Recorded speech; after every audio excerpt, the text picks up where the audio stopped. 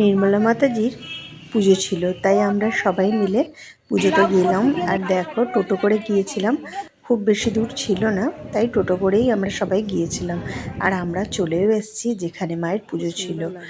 আর যাদের বাড়ি এসছিলাম, দেখো বাড়িটা কত সুন্দর সাজানো গোছানো, আর মায়ের পুজো উপলক্ষে কত সুন্দর করে সাজিয়েছে। আমরা তো ঢুকেই ভাবছি যেন কোনো বিয়ে বাড়ি। আর এদিকে দেখো মায়ের হাবান হবে, তাই জন্য তার তোড়জোড় চলছে। তো দেখো হাবান কুণ্ড সাজানো হয়ে গেছে, আর মায়ের হাবান শুরু হলো, মানে মায়ের পুজো শুরু হলো।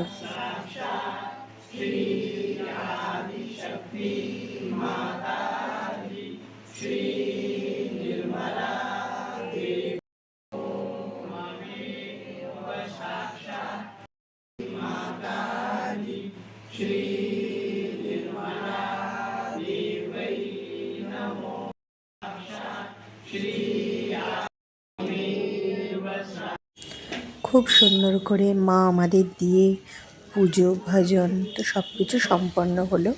আর তারপর হলো মায়ের আরতি।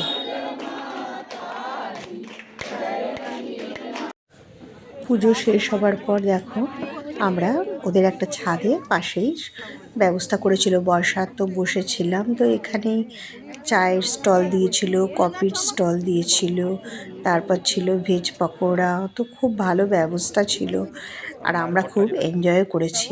আর দেখো আমরা সবাই মিলে বসে এখানে একটু আড্ডাও মারছি। আর তারপর ওনারা বলল যে উপরের ছাদে খাবার ব্যবস্থা আছে, আপনারা সবাই খেয়ে যাবেন। আর বাড়িটা এত সুন্দর সাজিয়েছে না, আমি দেখো আবারও দেখাচ্ছি কি সুন্দর সিঁড়িটা। মানে আমরা সাধারণত বিয়ে বাড়িতে দেখি এরকম সাজানো, কোনো পুজো বাড়িতে সাধারণত খুব কমই এরকম সাজানো হয়, আর খুবই ভালো লাগছিল দেখতে। তারপর আমরা ওদের ওপর ছাদে চলে গিয়েছিলাম, সেখানে খাবার ব্যবস্থা ছিল, সেখানেও খুব ভালো ব্যবস্থা করেছিল খাওয়া দাওয়ার। তো দেখো আমরা সবাই মিলে গিয়ে এবার বসলাম, আবার বাড়িও ফিরতে হবে, তো ভাবলাম তাড়াতাড়ি করে খেয়ে নিই।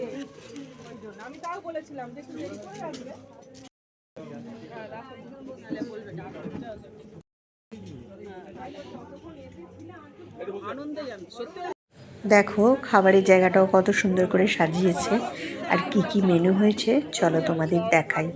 প্রথমেই তো পড়ে গেল স্যালাড, আর তারপরে হয়েছিল ভেজিটেবিল চপ।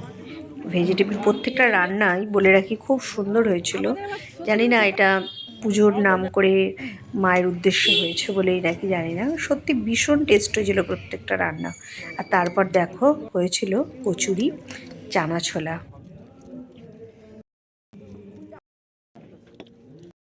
ছিল ফ্রায়েড রাইস, স্টাফ আলুর দম। আর ওনাদের যে আন্তরিকতা, ভীষণ ভালো লেগেছে।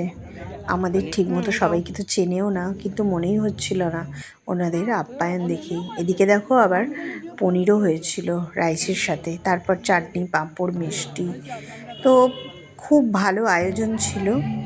তো দেখো খাওয়া দাওয়া করে এবার আমরা বাড়ি